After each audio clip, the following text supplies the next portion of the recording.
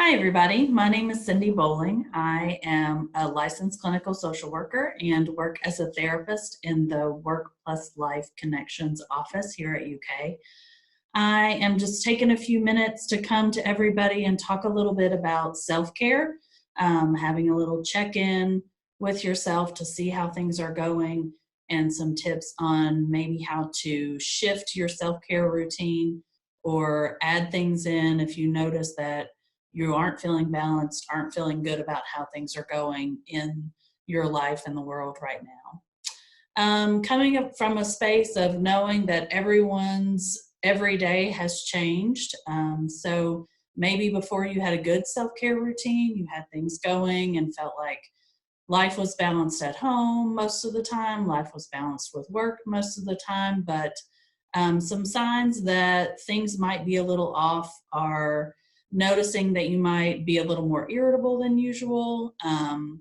Anger is coming up, getting caught in hopeless thoughts or negative thoughts in general, having a lot of fears about the uncertainty of things with work and home and the world in general, having some anxiety that might be coming up for you that maybe is sometimes typical or maybe isn't typical for you, and that's a new thing in the world for you now.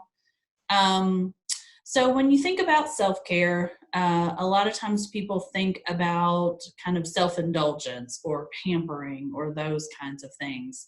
The kind of self-care I'm talking about is really necessary for everybody.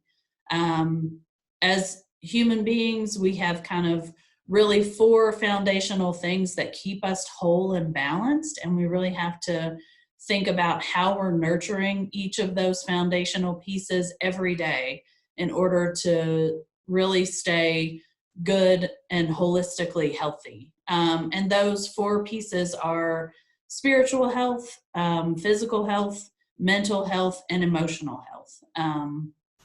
Really knowing that sometimes one or more of those areas are going to need a lot of attention from you at any given time. But making sure that you check in with yourself on each of those things, ideally every day, in some way nurturing each part of yourself every single day will keep you a more whole and balanced and feeling like things are manageable no matter how topsy-turvy or crazy they might get. So how to nurture those things is different for everybody.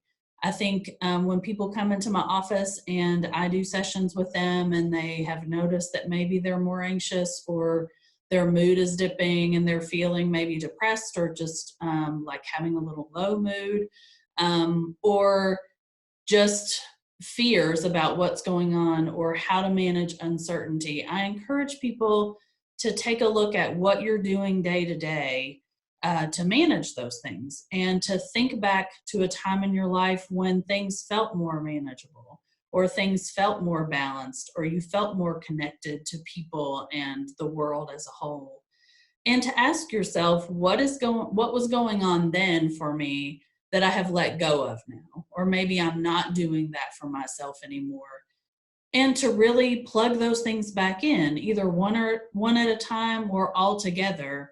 Some of us can really benefit from just taking one goal and I'm going to add one new thing in, or one old thing that I'm not doing anymore back into my routine. Some of us really just need to go full speed ahead and have all the gears turning all of the time and add all of those things back in. And you just kind of have to gauge for yourself what sort of person you are and what works for you. We can't get caught up in shoulds, what I should be doing, what I should be feeling, what I should be able to manage. Because if those feelings are coming up for you, they're valid and you have to honor those and give yourself what you need in each of those areas. So when I think about self-care, I think that any activity that you do to take care of those four foundational pieces of yourself or yourself as a whole that rejuvenates you, that recharges you, that makes you feel centered, that makes you feel connected to people, that makes life manageable no matter what might happen or what might come your way. You feel capable. You feel like, yes, this is a lot for me to handle, but I can handle this because I have the resources to do so. And I've taken care of myself, and I know how to speak to that sadness when it comes up. I know how to treat that anxiety when it comes up. So to really ask yourself, what do I need physically? What does my body need every day? And am I attending to that? Am I meeting my basic needs every day? I know everybody's daily life has been turned on its end, and everybody's household looks different now. We aren't able to see people that are important to us, that provide levity in our lives, that provide grounding in our life in some cases. You might be at home with your family, and that's an opportunity to really get connected with those people.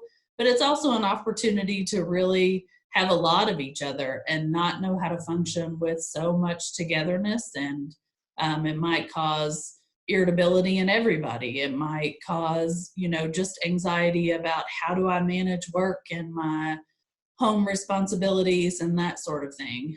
You might be home by yourself. You might live alone, and your social or emotional connection to people has been changed a little bit. And that is very valid and will reflect itself in how we feel every day. So ask yourself, what do I need mentally? What do I need in my relationships? And am I getting those things? I know we're engaging in social distancing. I don't really like that term, although I understand it's the need for it at this time. I like to think of it as physical distancing. Physically, we can't be in the same space as other people. We can't connect with people and go out in the world in the same way that we used to right now. But we don't have to socially disengage. We can think of creative ways to reach out to people, to set up meeting times that we can meet for coffee, even if it's virtually, or check in with family members that are far away or even close to us, but to protect everybody, we can't see them right now. So to really look at your connections with people, and are you getting what you need? Look at, what does your body need? There are lots of offerings online for different exercise classes, like different ways of moving your body every day that maybe you haven't tried before, that now that there are so many resources out there, you can branch out and try new things and see if something that you haven't done before might work for you. So to really check in with yourself about all four of those things every day, and start to think creatively about how you can bring those things into your life and create a more balanced perspective. Whether that means having a dedicated workspace in your home that you do work in and you don't go back into that space, or you don't use that space for that reason at any other time than dedicated work times. Just looking for places that you can set boundaries and you can set apart that part of your home or part of your day or your mindset, so that you can really shut it off when you need to and shift into other things that you need to attend to, so you're not stuck in that same space attending to that same basic need all the time. So I hope that these tips have been helpful for people to really take a look at and see, am I out of balance a little bit, and do I need to spend a little more time in certain areas rather than others? Have I been neglecting certain areas altogether because my routine looks different? And talk to people, see what they're doing to get their physical needs met, to get their emotional needs met, to socialize with people, really branch out, because we're all rediscovering what normal looks like. And so you're not alone. So talk to people, talk to colleagues, talk to friends, talk to family. But most importantly, talk to yourself, get in tune with what's going on and what you need. Thanks for spending this time with me. I hope some of the tips were helpful. Like I said, I work in the Work-Life Connections program, and we do offer individual therapy sessions via Zoom for UK employees, their spouse or partner, sponsored dependents. You can schedule those appointments online or just reach out to us. I hope everybody's staying well. I wish everybody well. Thank you so much. Take care.